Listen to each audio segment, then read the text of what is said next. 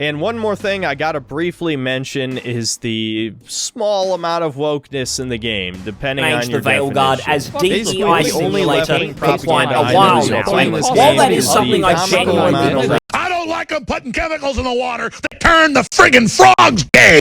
How the tables have turned on those that do not call themselves NPCs, only to become the NPCs themselves, spewing the same rhetorics and statements over and over again like a hive mind that they claim the left to be.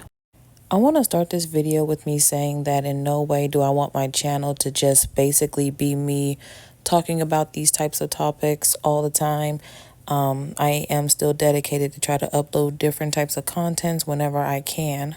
But I felt like I could not remain silent while witnessing these anti-woke people going around making false claims that diversity and inclusion is what's causing the downfall of the gaming community and in the media, while simultaneously being closeted racist and sexist and homophobic.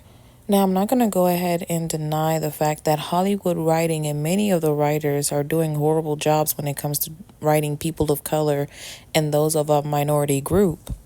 A lot of them don't know how to write people of color, whether it's a woman or a man or somebody that's transgender, without making it like a political statement.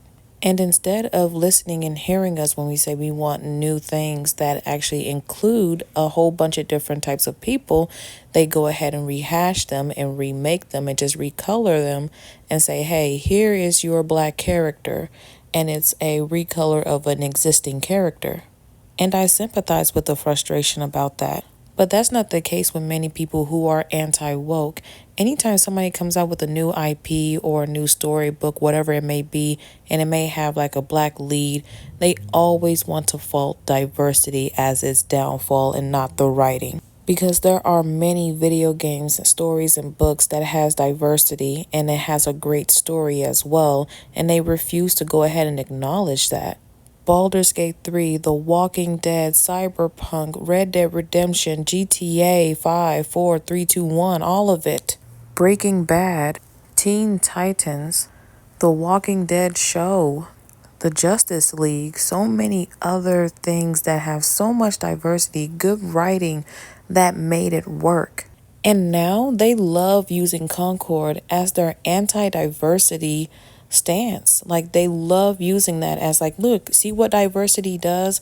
No, because nobody asked for a multiplayer shooter that is like Overwatch. We don't want that. Nobody's going to pay $40 for an online shooter. We're not doing that. And a lot of time you see the anti-woke people, they always attack a video game that has inclusion, that has diversity, many different cast members, and they know nothing of the lore. They know nothing of the story that is being sold to the people, to the fans. Just recently, one of them left a comment under one of these Dragon Age videos and said that dwarves cannot use magic, and they completely forgot that in the new trailer, when Solus opened up the veil and 2 of the elven gods were released, that allowed the magic to be brought back to the dwarves. Like, the trailer specifically showed you what was going to happen, what major event just took place. And I don't know anything about Warhammer itself. I never played a single Warhammer game, but that one viral clip of that dude going around complaining about diversity inside the new Warhammer game, in his own video, he even said he knew nothing of the lore of the game. But when he saw that black guy and he saw that Asian woman, that Indian woman, he said, nah, that's forced diversity. That's not realistic. They make it so obvious that they don't want any person of color in their presence in their video games, movies, or any sort of media, even if that person of color is being created by somebody else who is either a person of color themselves or is white, creating something brand new and still cry out forced diversity. And not everybody needs to be attractive. And it's so crazy that I even have to say that.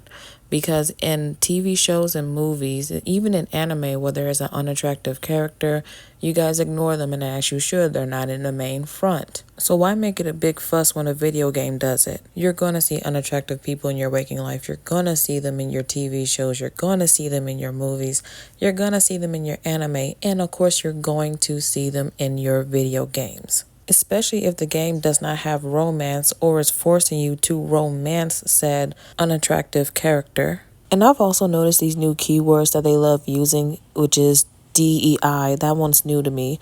Back then it was SJW, it was shilling, it was liberal left. BLM for some reason, even though it has nothing to do with politics. Like, if you ask them what is wrong with DEI, they cannot give you a logical reason why DEI is wrong, because usually DEIs only go wrong because of the writing. And that's all I have to say about this topic. You guys have a blessed one.